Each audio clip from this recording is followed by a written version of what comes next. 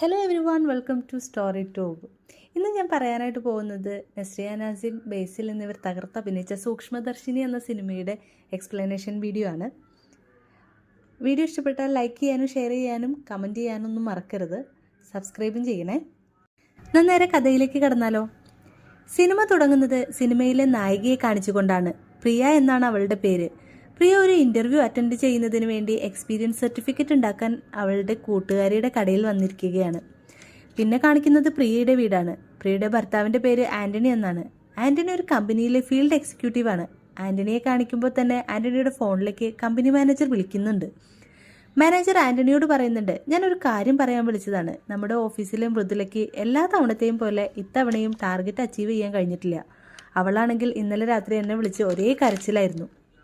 അത് കേട്ട് ആൻ്റണി പറയുന്നുണ്ട്, മനസ്സിലായി സർ, എൻ്റെ 2 ക്ലയൻറ്റിനെയും അവൾക്ക് കൊടുക്കണമെന്ന് പറയാൻ വിളിച്ചതല്ലേ, ഞാൻ കൊടുക്കാം എന്ന് ആൻ്റണി പറയുന്നു. അത് കേട്ട് സന്തോഷമായ മാനേജർ പറയുന്നുണ്ട്, നിൻ്റെ പ്രൊമോഷൻ എത്രയും വേഗം ഞാൻ ശരിയാക്കാം. എന്നിട്ട് ഫോണ് കട്ടാക്കുന്നു. ആൻ്റണിക്കും പ്രിയയ്ക്കും ഒരു മകളാണുള്ളത്. ആൻ്റണിയെ ഓഫീസിലേക്കും മകളുടെ സ്കൂളിലേക്കും പറഞ്ഞേക്കാൻ ഒരുങ്ങിക്കൊണ്ടിരിക്കുമ്പോൾ അതാ അടുത്ത വീട്ടിലെ പ്രിയയുടെ കൂട്ടുകാരി സ്റ്റെഫി പ്രിയയോട് ഇൻ്റർവ്യൂവിന് പോയിട്ട് വരാമെന്ന് പറഞ്ഞിട്ട് പോവാണ്.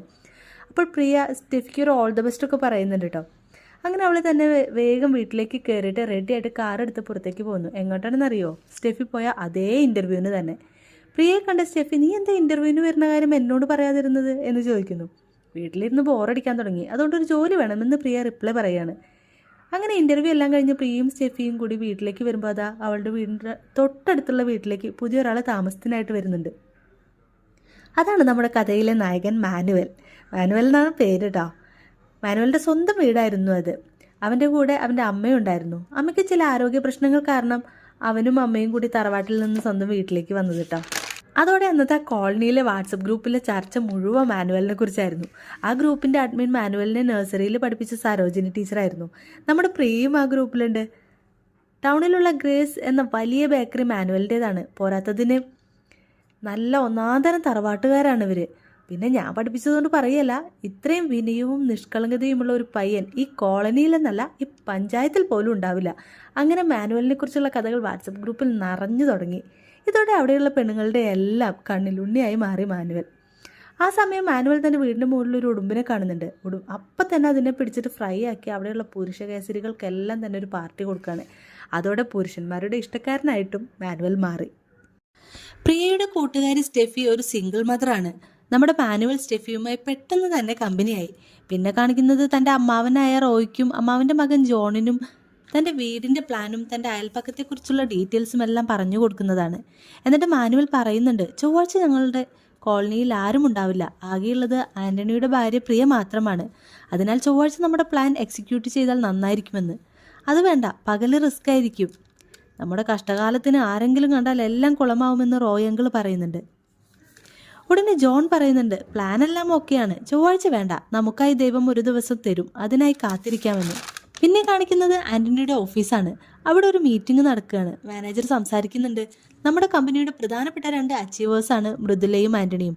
കഴിഞ്ഞ 3 മാസമായി നമ്മുടെ കമ്പനിയുടെ എല്ലാ ടാർഗറ്റുകളും കൃത്യമായി അച്ചീവ് ചെയ്യുന്ന മൃദുലയെ നമ്മുടെ കമ്പനിയുടെ സീനിയർ എക്സിക്യൂട്ടീവായി പ്രൊമോട്ട് ചെയ്തിരിക്കുന്നു എന്ന് പറയുന്നുണ്ട്. അത് കേട്ട് ആൻ്റണി ഞെട്ടുന്നുണ്ട് കേട്ടോ. ഒപ്പം ആൻ്റണിക്കും നോർത്ത് ഇന്ത്യയിലുള്ള നമ്മുടെ കമ്പനിയുടെ സീനിയർ എക്സിക്യൂട്ടീവായി പ്രൊമോഷൻ ലഭിച്ചിരിക്കുന്നു എന്നും പറയുന്നു. ഇത് കേട്ടിട്ട് ആൻ്റണിക്ക് സന്തോഷിക്കണോ സങ്കടപ്പെടണോ എന്നൊന്നും മനസ്സിലാവുന്നുണ്ടായിരുന്നില്ല. പിന്നെ കാണിക്കുന്നത് പ്രിയയാണ്.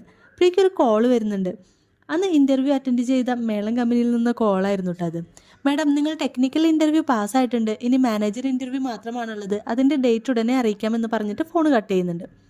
പ്രിയയ്ക്ക് ഒരുപാട് സന്തോഷമാകുന്നു. അപ്പോൾ തന്നെ വാട്സപ്പ് ഗ്രൂപ്പിൽ കയറിയിട്ട്, ഞാൻ അന്ന് പോയ ടെക്നിക്കൽ ഇൻ്റർവ്യൂ പാസ്സായി, അതിനാൽ ഇപ്രാവശ്യത്തെ വെഡിങ് ആനിവേഴ്സറി നൈസായിട്ട് സെലിബ്രേറ്റ് ചെയ്യാമെന്ന് വിചാരിച്ചു. എല്ലാവരെയും കുടുംബസമേതം ഇപ്പോൾ തന്നെ ക്ഷണിച്ചിരിക്കുന്നു എന്ന് പറഞ്ഞിട്ടൊരു വോയിസ് മെസ്സേജ് അയക്കുന്നുണ്ട്. പിന്നെ കാണിക്കുന്നത് സ്റ്റെഫീനെയാണ് കേട്ടോ. സ്റ്റെഫി ആ സമയം മാനുവലിൻ്റെ ഗ്രേസ് ബേക്കറിയിൽ മാനുവലിൻ്റെ കൂടെ ആയിരുന്നു. പ്രിയയുടെ മെസ്സേജ് കണ്ട ഉടനെ തന്നെ സ്റ്റെഫി മാനുവലിനോട്, ടെക്നിക്കൽ ഇൻ്റർവ്യൂ പാസ്സായി എന്ന് പറഞ്ഞ് ആരെങ്കിലും വെഡിങ് ആനിവേഴ്സറി ഒക്കെ ഭയങ്കരമായിട്ട് സെലിബ്രേറ്റ് ചെയ്യുമെന്നൊക്കെ ചോദിക്കുന്നുണ്ട്. ഈ എല്ലാവരും എന്ന് പറഞ്ഞാൽ വാട്സപ്പ് ഗ്രൂപ്പിലുള്ളവർ മാത്രമാണോ എന്ന് മാനുവൽ തിരിച്ച് ചോദിക്കുന്നുണ്ട് കേട്ടോ. അല്ല, എല്ലാവരെയും വിളിക്കുമെന്ന് സ്റ്റെഫി പറയുന്നുണ്ട്. അവരുടെ വെഡിങ് ആനിവേഴ്സറി ഡേറ്റ് എന്നാണെന്ന് തിരിച്ച് മാനുവൽ പിന്നെയും ചോദിക്കുന്നത്. സ്റ്റെഫി ഉടനെ തന്നെ ഫോണിൽ നോക്കിയിട്ട് അത് അടുത്ത മാസം 10-നാണെന്ന് പറയുന്നു. അങ്ങനെ മാനുവൽ സ്റ്റെഫിയെ അവിടെ നിന്നും പറഞ്ഞയച്ചതിന് ശേഷം റോയ് അങ്കിളിനെ വിളിച്ചിട്ട്, അങ്കിളെ, നമുക്കുള്ള ദിവസം ദൈവം കാണിച്ചു തന്നു എന്ന് പറയുന്നു. പിന്നെ കാണിക്കുന്നത് അവരുടെ വെഡിങ് ആനിവേഴ്സറി സെലിബ്രേഷൻ ആണ് കേട്ടോ. മാനുവലും അതിൽ പങ്കെടുക്കാനായിട്ട് വന്നിട്ടുണ്ടായിരുന്നു. അവിടെ സെലിബ്രേഷൻ നടന്നുകൊണ്ടിരിക്കുമ്പോൾ നമ്മുടെ മാനുവലിൻ്റെ വീട്ടിലൊരു റൂമിൽ നിന്ന് തീ ആളി കത്തുന്നതായിട്ട് കാണിക്കുന്നുണ്ട്. പിന്നെ മാനുവലിൻ്റെ വീട്ടിലേക്ക് കുറേ പോലീസുകാർ വരുന്നുണ്ട്. പോലീസുകാർ എന്തിനാണ് വന്നതെന്നറിയോ? മാനുവലിൻ്റെ അമ്മ ഗ്രേസിനെ കാണാനില്ല, അമ്മ മിസ്സിംഗ് ആയിരുന്നു. അപ്പുറത്തെ വീട്ടിലൊരു ഫംഗ്ഷൻ നടക്കുന്നുണ്ടായിരുന്നു, അമ്മ ഉറങ്ങിയതിനാലൊന്ന് പോയിട്ട് വരാമെന്ന് കരുതി. അതിനിടയ്ക്കാണ് ഇതെല്ലാം സംഭവിച്ചതെന്ന് പോലീസിനോട് മാനുവൽ പറയുന്നുണ്ട്. അതിന് അമ്മ ഇതിനു മുമ്പ് ഇങ്ങനെ പോയിട്ടുണ്ടോ എന്ന് പോലീസ് തിരിച്ചു ചോദിക്കുന്നുണ്ട്. ഏതെങ്കിലും ബന്ധു വീട്ടിലേക്ക് പോയതായിരിക്കും എന്ന് പോലീസ് പറയുന്നു. ഇല്ല സർ, ഞാൻ ബന്ധുക്കളെ എല്ലാം വിളിച്ച് ചോദിച്ചിരുന്നു, അമ്മ അവിടെ ഒന്നും എത്തിയിട്ടില്ല എന്ന് മാനുവൽ പറയുന്നുണ്ട്. ഞങ്ങൾ ഈ ഇൻഫർമേഷൻ എല്ലായിടത്തും എത്തിക്കാം, നമുക്ക് നോക്കാമെന്ന് പറഞ്ഞിട്ട് പോലീസുകാർ പോവാണ്. പിന്നീട് പോലീസുകാരുടെ അന്വേഷണത്തിൽ നിന്ന് അമ്മ റെയിൽവേ സ്റ്റേഷനിലുണ്ടെന്ന് മനസ്സിലാക്കി അവിടുന്ന് കിട്ടുന്നുണ്ട്. അപ്പോഴാണ് എല്ലാവരും ഒരു സത്യം അറിയുന്നത്, മാനുവലിൻ്റെ അമ്മയ്ക്ക് അൾഷിമേഴ്സ് ആണെന്ന്. അങ്ങനെ മാനുവൽ അമ്മയെ വീട്ടിലേക്ക് തിരിച്ചു കൊണ്ടുവരികയാണ്. ഫംഗ്ഷൻ നടക്കുന്നത് പ്രിയയുടെ വീട്ടിലായിരുന്നെങ്കിലും ആളുകളെല്ലാം മാനുവലിൻ്റെ മുറ്റത്തായിരുന്നു. സരോജിനി ടീച്ചറുടെ ഭർത്താവ് മാനുവലിനോട് പറഞ്ഞു, മാനുവലെ, ഇനി മുതൽ അമ്മയെ ഒറ്റയ്ക്കാക്കി പുറത്തേക്ക് പോകുന്നത് അത്ര ശരിയല്ല, അതിനാൽ നമുക്കൊരു ഹോം നേഴ്സിനെ വെക്കാം. അത് കേട്ടുകൊണ്ടിരുന്ന ആന്റണി പറഞ്ഞു, എനിക്ക് പരിചയമുള്ളൊരു ചേച്ചിയുണ്ട്, ലിസ് ചേച്ചി. പ്രിയയുടെ ഡെലിവറി കഴിഞ്ഞ സമയത്ത് നോക്കിയ ചേച്ചിയാണ്, അവരുടെ നമ്പർ എൻ്റെ കയ്യിലുണ്ട്, ഞാൻ എടുത്തു തരാമെന്ന് പറഞ്ഞിട്ട് ആന്റണി അവിടുന്ന് പോകുന്നു. അങ്ങനെ അവിടെ കൂടിയിരുന്ന നാട്ടുകാരെല്ലാം തിരികെ പോയി. പിന്നെ കാണിക്കുന്നത് ആന്റണിയെയും പ്രിയയാണ്. ആന്റണി പ്രിയയോട് പറയുന്നുണ്ട്, പണ്ട് മാനുവലിൻ്റെ അമ്മ ഗ്രേസ് ചേച്ചി ഇവിടെ ജോലി ചെയ്തുകൊണ്ടിരുന്ന സമയത്ത് ജോലി കഴിഞ്ഞ് മിക്ക ദിവസവും പാസഞ്ചർ ട്രെയിനിൽ നാട്ടിലേക്ക് പോകുമായിരുന്നു. ആ ഓർമ്മയിലായിരിക്കാം റെയിൽവേ സ്റ്റേഷനിലേക്ക് പോയതെന്ന്. അൾഷിമേഴ്സ് വന്നയാൾക്ക് ഇതെല്ലാം ഓർമ്മ ഉണ്ടാവുമോ എന്ന് പ്രിയ തിരിച്ചു ചോദിക്കുന്നുണ്ട്. പിന്നീട് മാനുവൽ സ്റ്റെഫിയുമായി സംസാരിക്കുന്നതാണ് കാണിക്കുന്നത്. എനിക്കിന്ന് അത്യാവശ്യമായിട്ടൊരു മീറ്റിങ്ങിന് പോകണം, എന്നാൽ അമ്മയെ ഒറ്റയ്ക്കാക്കി പോകാനും കഴിയില്ല. ആലോചിച്ചിട്ടാണെങ്കിൽ ഒരു എത്തും പിടിയും കിട്ടുന്നില്ല എന്ന് മാനുവൽ പറയുന്നുണ്ട്. അത്യാവശ്യമാണെങ്കിൽ ഞാനിന്ന് ഉച്ച കഴിഞ്ഞ് ഓഫീസിൽ ലീവ് പറഞ്ഞിട്ട് വരാമെന്ന് സ്റ്റെഫിയും പറയുന്നു.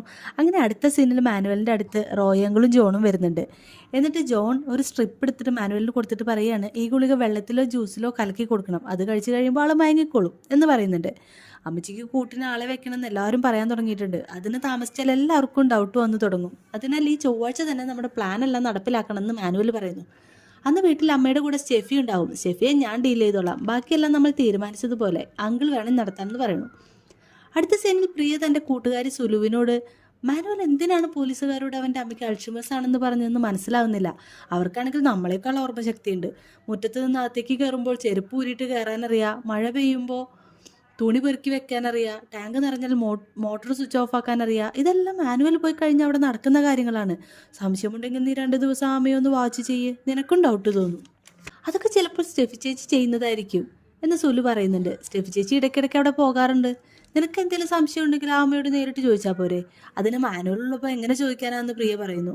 പിന്നെ മാനുവലിനെയാണ് കാണിക്കുന്നത്. മാനുവൽ ജോൺ കൊടുത്ത ഗുളികയെല്ലാം പൊടിച്ച് ജ്യൂസിലിട്ടുകൊണ്ടിരിക്കുകയാണ്. എന്നിട്ട് സ്റ്റെഫിയോട് പറയുന്നുണ്ട്, ഒരു 11 മണിയാവുമ്പോൾ ഞാൻ തയ്യാറാക്കിയ ജ്യൂസ് അമ്മയ്ക്ക് കൊടുക്കണമെന്ന്. നിനക്കും ചേർത്താണ് ജ്യൂസ് ഉണ്ടാക്കിയിരിക്കുന്നത്. പിന്നെ വേറൊരു കാര്യം, വേറെ ആരും വീട്ടിൽ കയറാതെ നോക്കണം, അമ്മച്ചിക്ക് അതൊന്നും ഇഷ്ടമല്ല എന്ന് പറഞ്ഞിട്ട് അവിടെ നിന്നും പോവാണ് മാനുവൽ.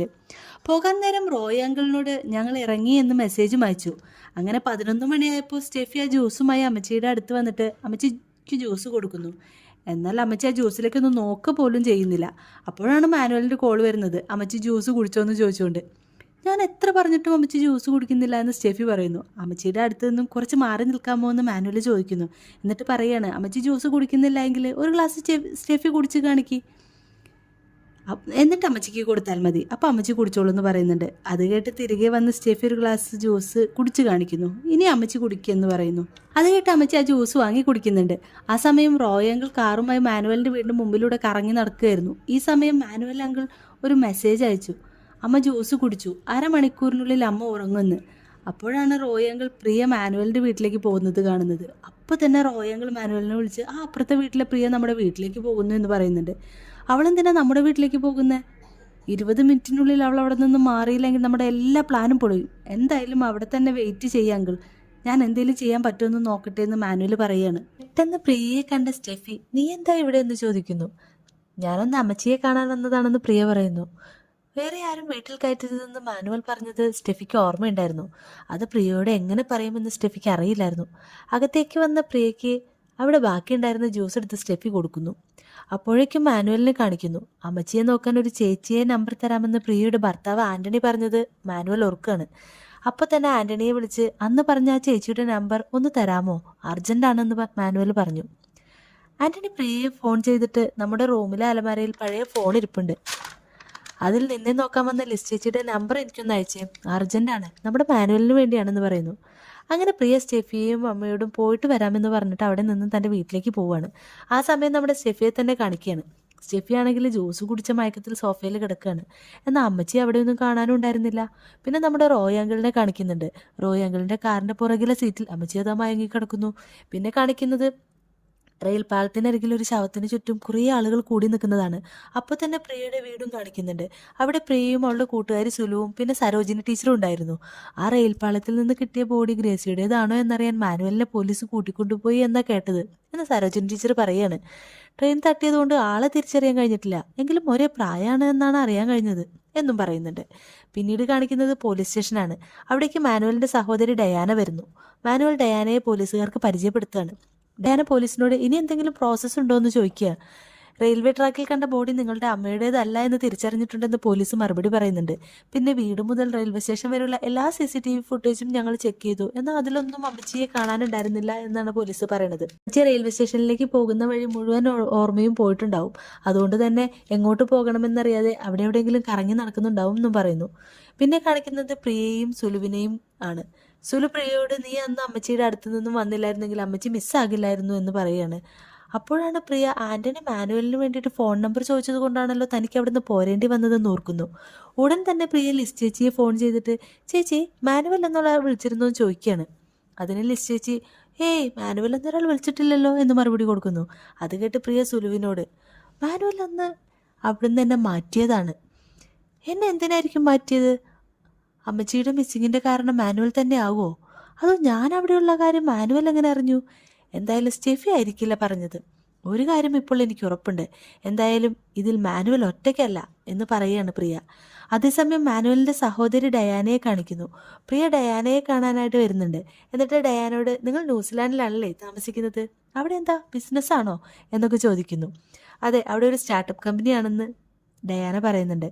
ഞാനൊരു ഇൻ്റർവ്യൂ അറ്റൻഡ് ചെയ്തിട്ടുണ്ടെന്നും ന്യൂസിലാൻഡ് ഞങ്ങൾക്കൊരു ഓപ്ഷനാണെന്നും പ്രിയ പറയാണ്. എനിക്ക് നിങ്ങളുടെ നമ്പർ ഒന്ന് തരാമോ എന്നും ചോദിക്കുന്നു. ഡയാന തൻ്റെ ഫോൺ നമ്പർ പ്രിയയ്ക്ക് കൊടുക്കുന്നു.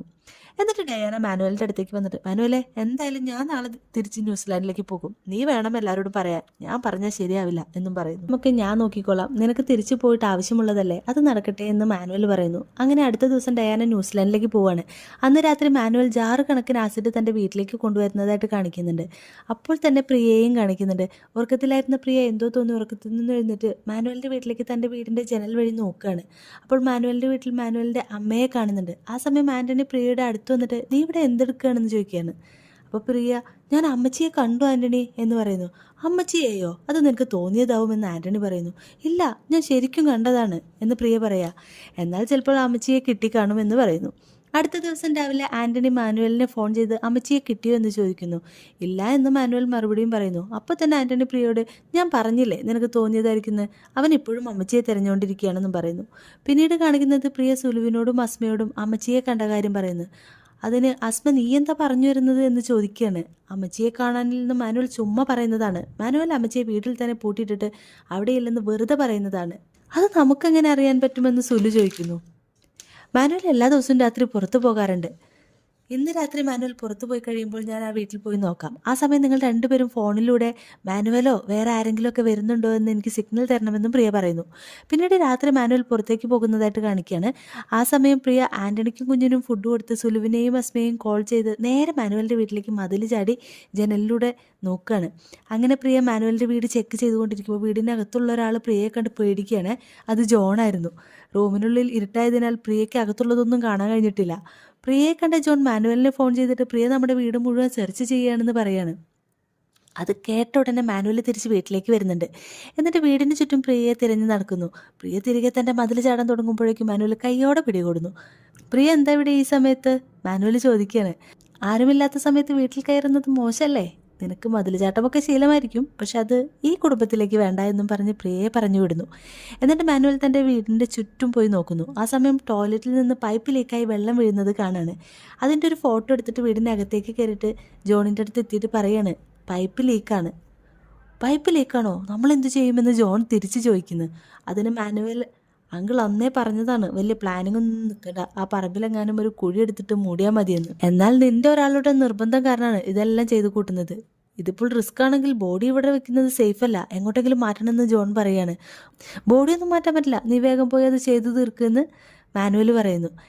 എൻ്റെ പ്ലാനിങ്ങിനൊന്നും ഒരു കുഴപ്പമില്ല, ഇവിടുത്തെ പ്ലംബിംഗ് ശരിയാകത്തതിന് കാരണം ഞാനല്ല എന്നും പറഞ്ഞ് ടോയ്ലറ്റിനകത്തേക്ക് പോയിട്ട് ഒരു ടാങ്കിൽ നിന്നൊരു ബാക്കറ്റിൽ ആസിഡ് മുക്കിയെടുത്ത് കുറച്ചായിട്ട് ക്ലോസറ്റിലേക്ക് ഒഴിച്ചിട്ട് ഫ്ലഷ് ചെയ്ത് വിടുന്നതായിട്ട് കാണിക്കുന്നുണ്ട്. പിന്നെ മാനുവലിനെയാണ് കാണിക്കുന്നത്. മാനുവൽ റോയ് അങ്കിളിനെ കോൾ ചെയ്യുകയാണ്. അതിനിടയ്ക്ക് ന്യൂസിലാൻഡിൽ നിന്നും അവൾ വിളിക്കുന്നുണ്ട്. ഇനി അവൾക്ക് എന്തെങ്കിലും സംശയം തോന്നി ഇങ്ങോട്ടെങ്ങാനും വന്നാൽ നമ്മളെല്ലാം മുഖത്താകുമെന്ന് പറയുന്നു. അപ്പോൾ റോയ് അങ്കിൾ ആ പ്രിയയെ സൂക്ഷിക്കണം, അവൾക്ക് എന്തൊക്കെയോ സംശയങ്ങളുണ്ടെന്നും കൂടി പറഞ്ഞിട്ട് ഫോൺ കട്ട് ചെയ്യാണ്. അടുത്ത ദിവസം രാവിലെ പ്രിയയും സുലുവും അസ്മയും ഇന്നലത്തെ പ്രിയയുടെ മതിൽച്ചാട്ടത്തെക്കുറിച്ച് സംസാരിക്കുകയാണ്. മാനുവൽ തിരികെ വന്നപ്പോൾ നേരെ നിന്റെ അടുത്തേക്കാണ് വന്നതെന്ന് അസ്മ പറഞ്ഞു. അതായത് നീ അവിടെ കയറിയ കാര്യം മാനുവൽ എങ്ങനെ അറിഞ്ഞു? മാനുവലിനോട് ഈ കാര്യം ആരാ പറഞ്ഞിട്ടുണ്ടാകുക എന്നും ചോദിക്കുന്നു. അങ്ങനെ അവർ 3 പേരും കൂടി സ്റ്റെഫിയുടെ അടുത്തേക്ക് ചെന്നിട്ട് ഈ കാര്യം ചോദിക്കുന്നു. ഞാൻ സ്റ്റെഫി, ഞാനിവിടെ ഉറങ്ങിപ്പോയത് കൊണ്ടാണല്ലോ അമ്മച്ചി മിസ്സായത്. അതിനാൽ അമ്മച്ചിയെ കാണാത്തതിന് ശേഷം മാനുവൽ ഇതുവരെ എന്നോട് മിണ്ടിയിട്ടില്ല. നീ അമ്മച്ചി അവിടെ കണ്ടെന്ന് പറഞ്ഞത് സത്യമാണോ എന്ന് ചോദിക്കുന്നു. അതെ, ഞാൻ കണ്ടതാണ്. എൻ്റെ സംശയം മാനുവൽ അമ്മച്ചിയെ ട്രാപ്പ് ചെയ്യുകയാണെന്ന് തോന്നുന്നു. അപ്പോൾ സ്റ്റെഫി പ്രിയോട്, നിനക്കന്ന് ഞാൻ തന്ന ജ്യൂസ് കുടിച്ചിട്ട് എന്തെങ്കിലും തോന്നിയോ? ഞാനൊരിക്കലും ഉച്ചയ്ക്ക് ഉറങ്ങാറില്ല, പക്ഷേ ആ ജ്യൂസ് കുടിച്ചതിന് ശേഷമാണ് ഞാൻ ഉറങ്ങിപ്പോയത്. പക്ഷേ എനിക്കൊരു കുഴപ്പമില്ലായിരുന്നു എന്ന് പ്രിയ പറയുന്നു. അങ്ങനെ എന്ത് ചെയ്യുമെന്നറിയാതെ നിൽക്കുമ്പോഴാണ് ന്യൂസിലാൻഡിലേക്ക് പോയ ഡയാനയെ ഓർമ്മ വന്നത്. അങ്ങനെ പ്രിയ, എനിക്കൊരു കാര്യം പറയാനുണ്ടെന്ന് പറഞ്ഞ് ഡയാനയ്ക്കൊരു മെസ്സേജ് അയക്കുന്നു. അതിന് ഡയാന, ഞാൻ ഫ്രീ ആകുമ്പോൾ സംസാരിക്കാം എന്ന് മറുപടി പറയുന്നു. അന്ന് രാത്രി മാനുവൽ കുറച്ച് ചാക്കുകെട്ടുകൾ അടുക്കി വെക്കുന്നത് അസ്മയും പ്രിയയും കാണുന്നു. അത് കണ്ട് അസ്മയോട് പ്രിയ, നമുക്ക് രാവിലെ തന്നെ ആ ചാക്കിനകത്ത് എന്താണുള്ളതെന്ന് പോയി നോക്കണം. അടുത്ത ദിവസം രാവിലെ ഫോണിൽ ഒരു മെസ്സേജ് വരുന്ന ശബ്ദം കേട്ടാണ് മാനുവൽ ഉണർന്നത്.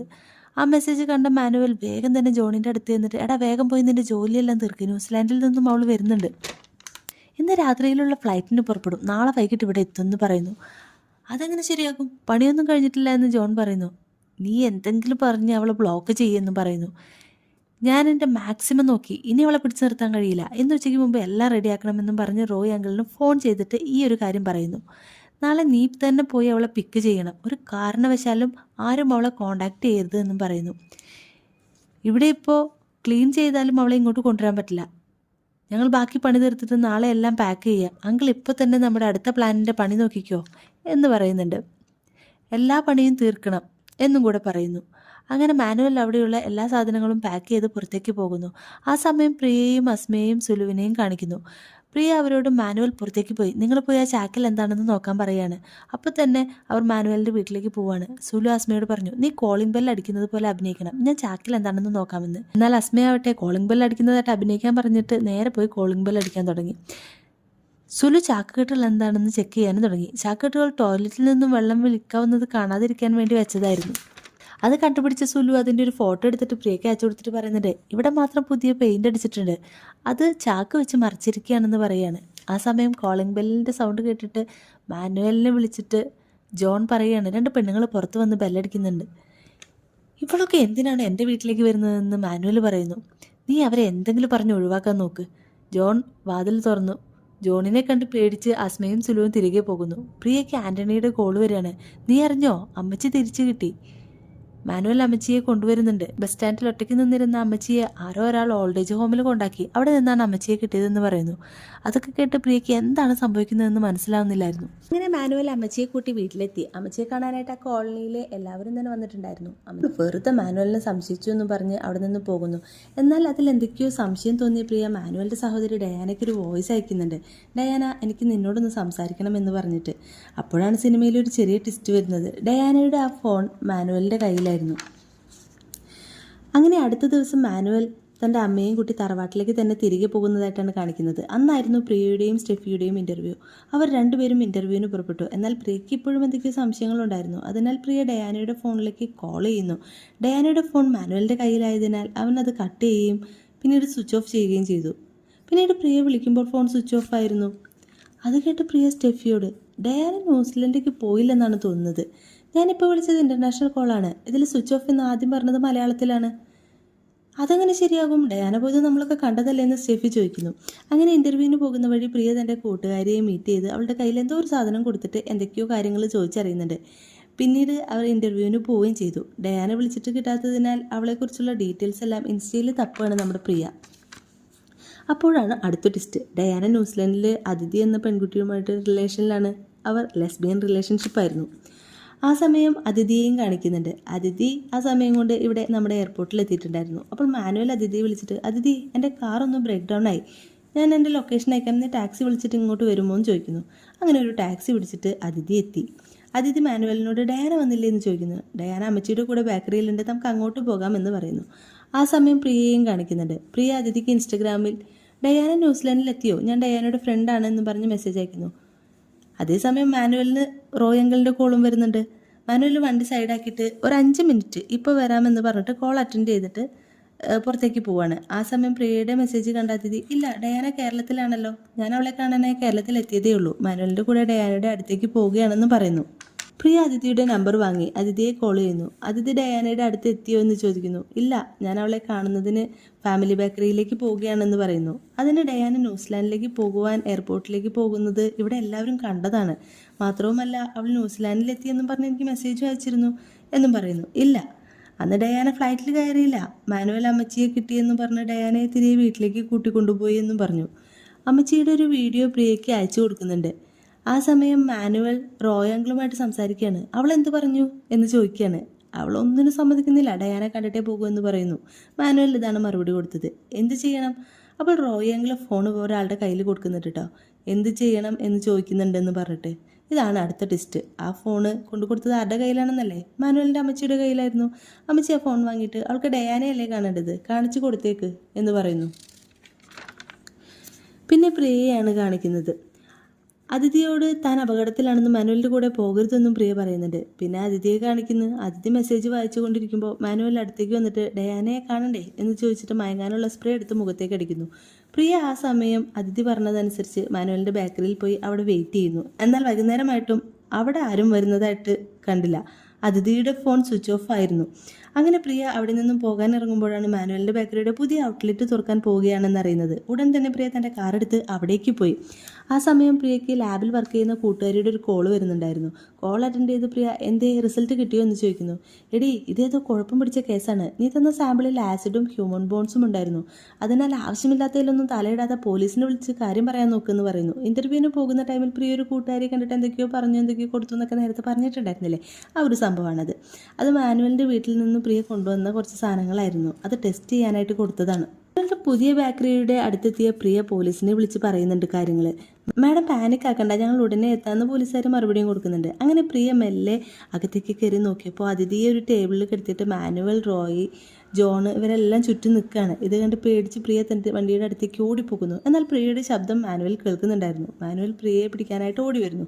അത് കണ്ട പ്രിയ മാനുവലിനെയും റോയ് അങ്കിളിനെയും ഇടിച്ചു തെറിപ്പിച്ചിട്ട് അതിഥിയെ അവിടെ നിന്ന് രക്ഷിച്ചു കൊണ്ടുപോകാൻ തുടങ്ങുമ്പോൾ അതാ മാനുവലിൻ്റെ ഫോൺ റിങ് ചെയ്യുന്നു. മാനുവൽ ഫോൺ എടുക്കാൻ തുടങ്ങുന്നതിന് മുന്നേ തന്നെ പ്രിയ അത് അറ്റൻഡ് ചെയ്യുന്നു. അത് മാനുവലിൻ്റെ അമ്മച്ചിയുടെ കോളായിരുന്നു. എന്താടാ എല്ലാം ഓക്കെ അല്ലേ എന്ന് അമ്മച്ചി ചോദിക്കുന്നു. അല്ല, എല്ലാം ഓക്കെ അല്ല, പണി നൈസായിട്ടൊന്ന് പാളിയിട്ടുണ്ട് എന്ന് പറഞ്ഞിട്ട് അതിഥിയും കൂട്ടി പ്രിയ അവിടുന്ന് പോവാണ്. ആ സമയം അമ്മച്ചിയുടെ ഫ്ലാഷ് ബാക്ക് കാണിക്കുന്നു. ഫ്ലാഷ് ബാക്കിൽ പറയുന്നതാട്ടെ, ഡയാനയും അതിഥിയും തമ്മിലുള്ള റിലേഷൻഷിപ്പ് അമ്മച്ചിക്ക് ഇഷ്ടമല്ലായിരുന്നു. ഒരു തരത്തിൽ പറഞ്ഞാൽ ദുരഭിമാനക്കൊല. അതാണ് കഥയുടെ ട്വിസ്റ്റ്. സ്റ്റെഫി കുടിച്ച ജ്യൂസിൽ മാത്രമേ ഉറക്കഗുളിക ഉണ്ടായിരുന്നുള്ളൂ. അത് കൊടുത്തത് അമ്മച്ചിയാണ്. അമ്മച്ചി കുടിച്ചതും പ്രിയയ്ക്ക് കൊടുത്തതും നല്ല ജ്യൂസായിരുന്നു. അമ്മച്ചി തന്നെയാണ് റോയ് അങ്കിളിൻ്റെ കാറിൽ പോയി കിടന്നതും. അമ്മച്ചിക്ക് അൽഷിമേഴ്സ് ആണെന്നും അമ്മച്ചിയെ ഇടയ്ക്കിടയ്ക്ക് അവിടെ നിന്ന് കാണാതെ പോകുന്നതുമെല്ലാം അമ്മച്ചിയുടെയും റോയ് അങ്കിളിൻ്റെയും ജോണിൻ്റെയും മാനുവലിൻ്റെയും പ്ലാനായിരുന്നു. എയർപോർട്ടിലേക്ക് പോയ ഡയാനയെ അമ്മച്ചിയെ തിരിച്ചു കിട്ടിയെന്ന് പറഞ്ഞ് വീട്ടിലേക്ക് തിരിച്ചു കൊണ്ടുവന്നിട്ട് അമ്മച്ചിയും ഇവരെല്ലാവരും ചേർന്ന് കൊല്ലുകയാണ് ഉണ്ടായത്. ഇതോടുകൂടി കഥ അവസാനിക്കുകയാണ്.